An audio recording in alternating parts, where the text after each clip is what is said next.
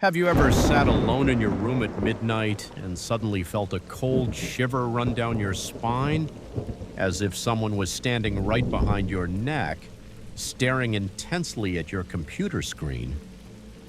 Don't turn around, because maybe they really are there. I am now in my early 20s, living in a peaceful countryside in Vietnam. But that peace is just a deceptive facade of the daytime. Right behind my house, exactly 50 meters away, lies a dark entity that has existed for nearly 2 decades. The story I am about to tell you is not an urban legend made up to scare children. It is about blood, lost lives, and a chain of bloody tragedies that my own family witnessed when I was only 3 years old. Children are like blank sheets of paper, and it is believed that the soul of a 3-year-old possesses a highly sensitive spiritual frequency. They can see things that adult eyes have long forgotten due to the blinding dust of the material world.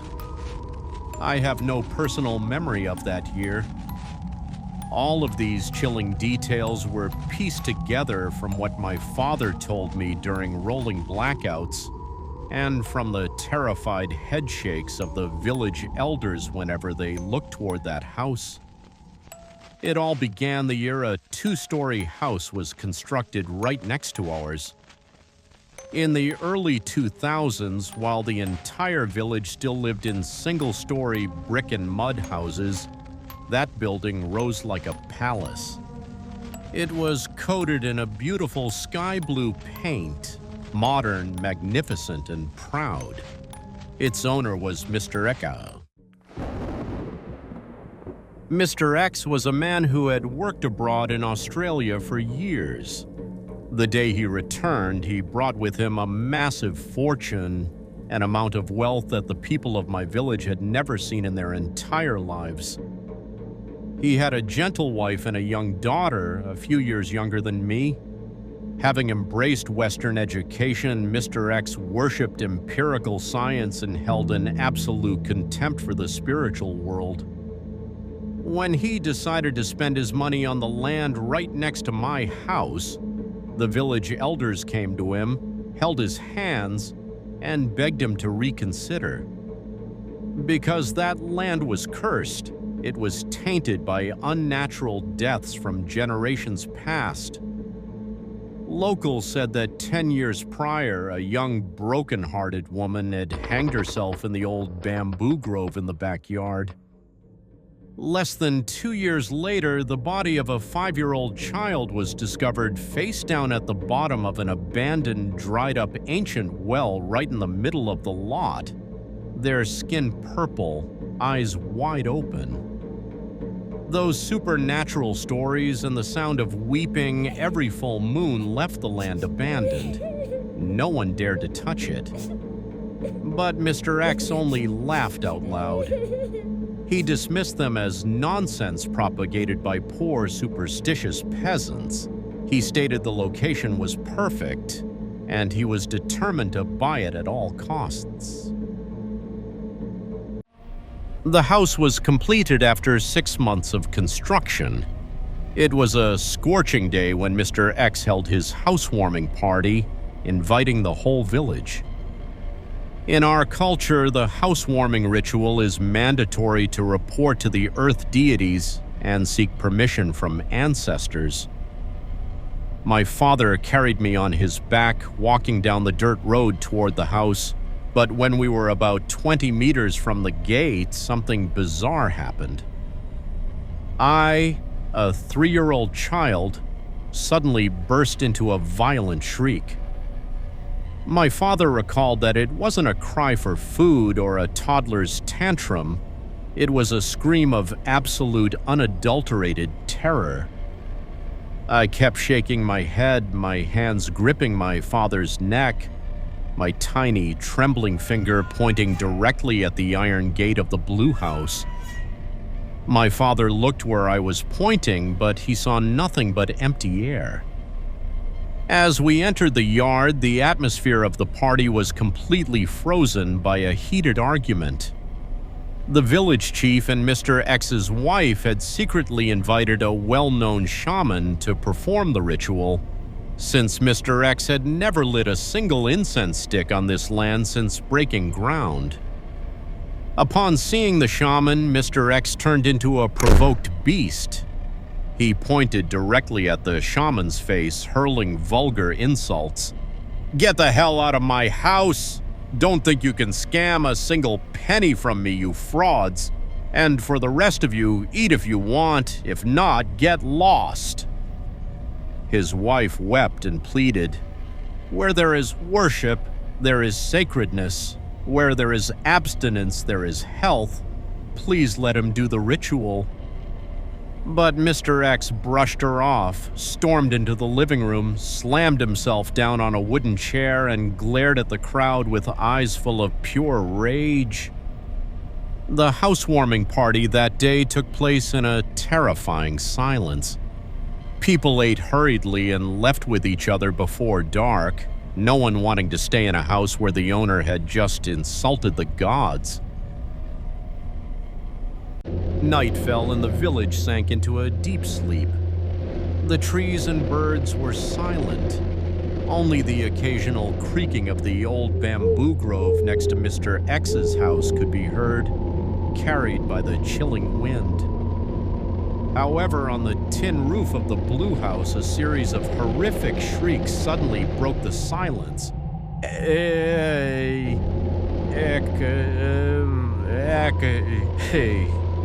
It was the cry of the barn owl. In my village, this bird is considered the messenger of death. Its cry is not that of a normal bird, but sounds like a mournful wail, a moan echoing from the underworld, foretelling an imminent demise. Exactly at that time, around 1 in the morning, Mr. K, a heavy village drunkard, was stumbling home after a long drinking session in a neighboring village. As he passed the old bamboo grove next to Mr. X's blue house in the pitch-black darkness, Mr. K suddenly heard the whispered greeting of a woman. The voice was sweet, fluid, echoing right into his ear in the dead of night. "Mr. K drinking until this late? It's past midnight, why bother going home? Come inside, I have a freshly brewed jar of wine. It's guaranteed to be sweet and delicious." Yes. Mr. K froze, the alcohol making his mind sluggish. Under the dim moonlight, he saw an exquisitely beautiful young woman dressed in a pure white dress, her long jet black hair flowing past her shoulders. The girl's face invoked a strange sense of familiarity, but his alcohol-soaked brain couldn't recall who she was. His judgment was completely clouded by his craving for a drink. He shrugged. "It's late anyway. Fine wine must be drunk immediately. If I wait until tomorrow, it might vaporize." The woman led him deep into the abandoned lot. They stopped by an ancient well. The woman leaned down, pulling a clay jar tied to a rope from the deep, dark bottom of the well. She smiled softly. "I've aged this wine for a long time, keeping it inside the well to stay cool. I only brought it out tonight because I really respect you." Mr. K eagerly grabbed the jar. "Let me carry it. We can't let a lady do this heavy lifting."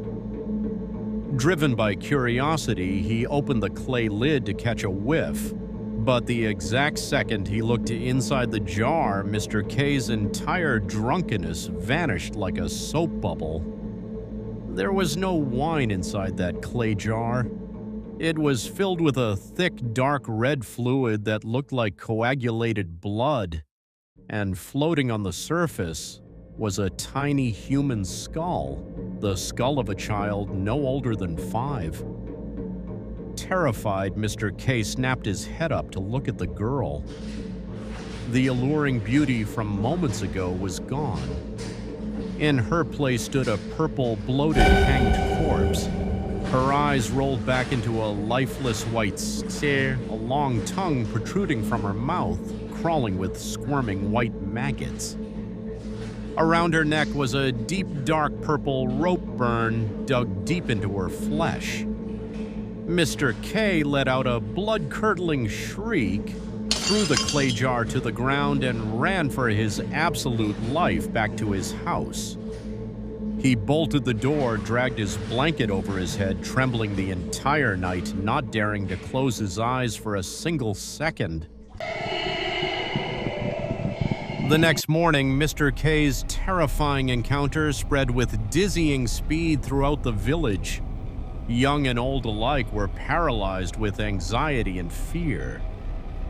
When the story reached Mr. X's ears, he burst into a loud, contemptuous laugh. He said, "That old K is a hopeless drunkard. He was so wasted he was seeing things. He's just having alcoholic hallucinations. I personally hired an excavator to fill that well with dirt and sand 6 months ago. There is no well left there. As for this bamboo grove, in a few days I'll have workers chop it all down to make furniture. Anyone who wants the bamboo can come and get it." Hearing this, the villagers could only shake their heads in disappointment and disperse. However, by late afternoon, while sitting alone drinking tea in his living room, the detailed descriptions from Mr. K inadvertently sparked Mr. X's curiosity. He slowly walked to the backyard, heading toward the old bamboo grove right next to my house. And right there, the arrogant smile on Mr. X's face instantly froze. Beneath the bamboo roots, on the green grass, lay a puddle of thick, dark red fluid, emitting the foul metallic stench of rotting blood. And scattered around that puddle were the sharp, dark shards of an ancient clay wine jar. Mr. K's story was undeniably true. Something was awakening on this land. Mr. X stood paralyzed for a long time, cold sweat breaking out on his forehead. But his colossal ego, the stubborn pride of an atheist, wouldn't allow him to bow to fear. He went inside, grabbed an iron shovel, and walked back out. He furiously shoveled dirt over the unnatural liquid, collected every single broken shard of the clay jar, and buried them deep underground. He forced himself to believe that this was nothing but a sick, malicious prank designed to frighten him. In the days that followed, darkness officially began to tighten its grip around the sky blue house. However, all the eerie phenomena were silently handled and hidden by Mr. X, desperate to keep his wife and daughter from knowing. Every morning upon opening the front door, Mr. X was horrified to find dozens of black rats, their bodies covered in blood, their necks snapped, lined up in a perfectly straight row right on his doorstep. He quietly swept them up, stuffed them into a sack, and threw them away. Freshly cooked food, served on plates while still steaming, would turn moldy, black, and crawl with maggots within minutes of being left unattended, emitting the stench of a corpse. When his wife expressed confusion, Mr. X simply blamed the humid weather for spoiling the food quickly. Most terrifyingly, every single night at exactly 3 a.m, the barn owl would return to perch on the tin roof, letting out blood-curdling screeches that tore through the night. Mr. X suffered from severe insomnia. His eyes hollowed out, his mind stretched to its absolute breaking point. He chose silence. He chose to use his atheist pride to wage a solitary war against the invisible entity in the dark. He had no idea that his stubborn silence was the very noose he was tightening around his family's necks. A while later, the entity in the dark lost its patience with Mr. X. It began targeting the most vulnerable souls in the house. His young daughter started exhibiting strange behaviors. The little girl would often sit alone in dark corners, whispering and laughing with the empty air. At night, she would wander aimlessly through the house, crying and laughing hysterically like a lost soul. The climax arrived one evening when dinner was served, and Mr. X and his wife called for their daughter, but received no response.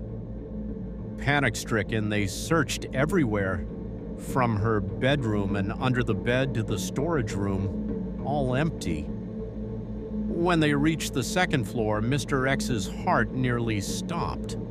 Under the cold moonlight, his little daughter was sitting precariously on the railing of the second-floor balcony, just an inch away from plunging onto the concrete below.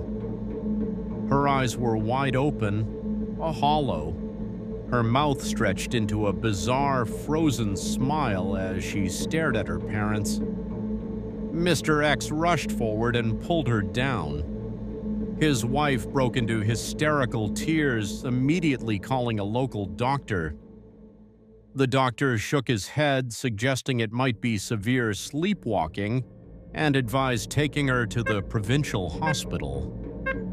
However, the next day at the hospital, the doctors assured them that the child was perfectly healthy, with no neurological issues whatsoever.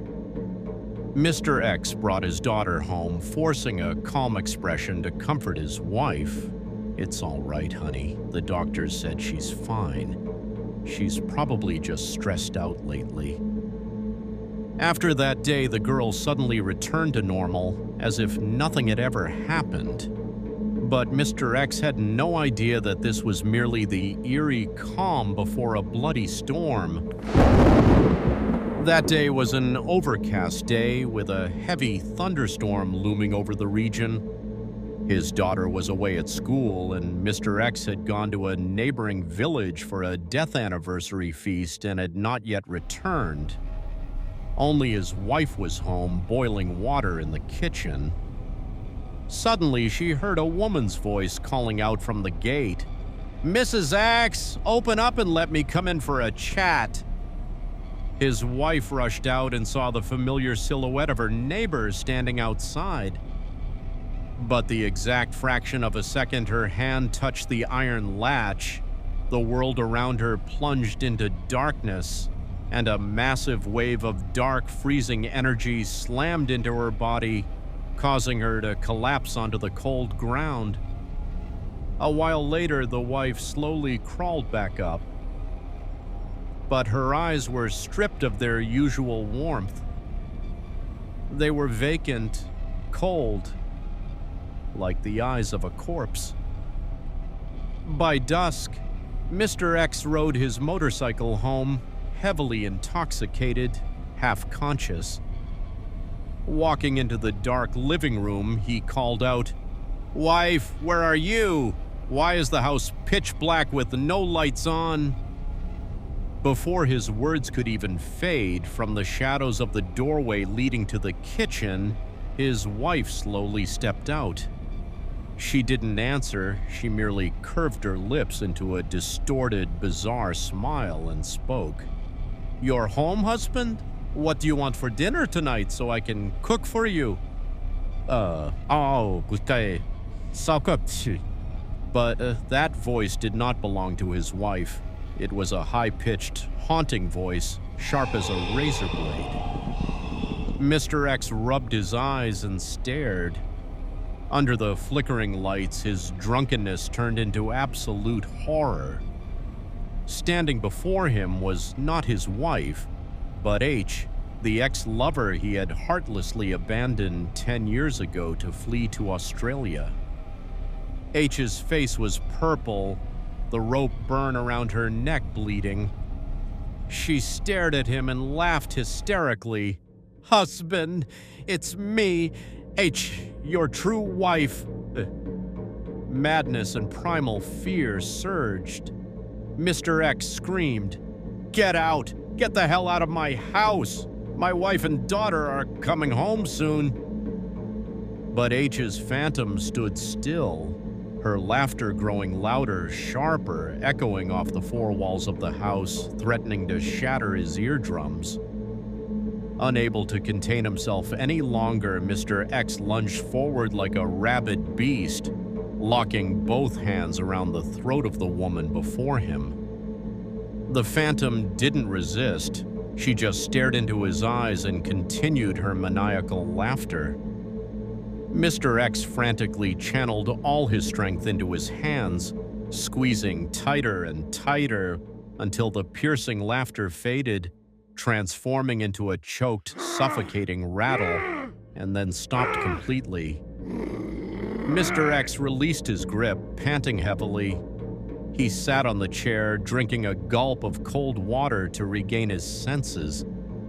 As the adrenaline and alcohol faded, he turned his head to look at the lifeless corpse on the floor under the suddenly stabilized fluorescent light. The color drained from Mr. X's face instantly. The person lying there, her neck snapped, her eyes wide open in sheer shock, was not Teach.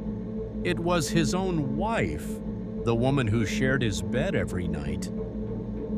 The entity of darkness had used his own hands to execute this bloody murders. In a state of utter panic, Mr. X decided to cover up his horrific crime. He dragged his wife's body to the backyard, hastily burying her beneath the old bamboo grove, the exact spot where the puddle of blood had appeared the night before. That very night, he picked up his daughter from school and fled the village, lying to her that her mother had gone to visit relatives and that they were going on a vacation.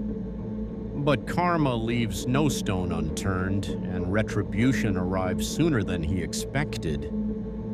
It rained heavily that night, and the torrential downpour washed away the loosely packed dirt. The next morning, village children gathered to play soccer on the empty lot behind Mr. X's house. One child ran into the thick bushes to retrieve the ball and discovered a pale, lifeless human hand protruding from the muddy earth. The child's shriek sent shockwaves through the entire village. The police launched an immediate investigation, and the forensic evidence quickly unmasked Mr. X as the killer. He was captured after a rigorous 2-day manhunt. Only then was the veil over the dark secret from 10 years ago lifted. As it turned out, before leaving for Australia, Mr. X had been engaged to H, and she was pregnant with his child. Driven by a greed for fortune, Mr. X abandoned his vows and fled abroad, leaving H isolated to face the whispers and humiliation of society. In utter despair, H hanged herself on this very plot of land after giving birth to the baby. Mr. X was determined to buy this land not for its visual appeal, but because deep within his soul lay a gnawing guilt and a twisted ego that demanded he confront his past. Mr. X was sentenced to 18 years in prison, but less than a year later, he was transferred to a maximum security psychiatric asylum due to severe schizophrenia, spending his days screaming his wife's and H's names in pure madness. His young daughter was sent to live with her maternal grandparents. Yet the vengeance of the cursed land was not yet satisfied. Exactly 100 days after the wife's murder, the traditional 100-day mourning period in Vietnamese culture, in the middle of a scorching summer day, dark clouds abruptly layered the sky, blotting out the sun. Not a single drop of rain fell, but thunder boomed violently.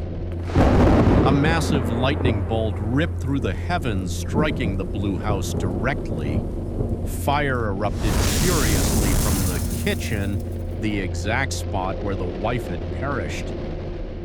My parents recalled that that night, the whole village watched the house burn, and mingled within the roaring flames, they could hear the distinct agonizing wails and high-pitched laughter of multiple entities echoing from inside the structure. The once splendid blue house was permanently draped in the charred, jet-black mask of ashes, a desolate ruin that no one dared to approach. After the fire, the entire village severed ties with that land. Only my family regularly went over to burn incense and properly pray for those lonely souls. As a child, my friends and I often skipped school to play there because of a massive, ancient Java apple tree that bore incredibly sweet fruits. Strangely, whenever my friends ate from this tree, they complained of a bizarre, bitter taste, and upon returning home, they would come down with burning fevers that required spiritual rituals to cure. I was the only one who found them delicious and remained completely unharmed. Later, my father explained that the tree was planted by Mr. X's mother, hoping to bring peace to the souls of her daughter-in-law and grandchild. My family could eat the fruit because we always treated them with deep respect, while my friends were punished for their profane antics. Over time, the tree grew old and withered away. The story of the blue house seemed to have concluded there, but it didn't. The supernatural occurrences didn't fade, they only multiplied, especially the twisted fate connecting me and Mr. Unature's poor son, who was sent to a Buddhist temple before she took her life. Un is my closest friend today, and I will share our terrifying journeys in the upcoming episodes. But right now, as I sit here at my computer, typing these final lines to read to you, I just looked out my window, 50 meters away, shrouded in the pitch-black darkness of that charred ruin. I see them, 3 blurry silhouettes, a child and 2 women. One is covering her face, weeping bitterly, but the other 2, they are standing completely straight. Lifting their heads, staring directly into my bedroom window, and smiling. They know I am telling their story. The lights in my room just went out.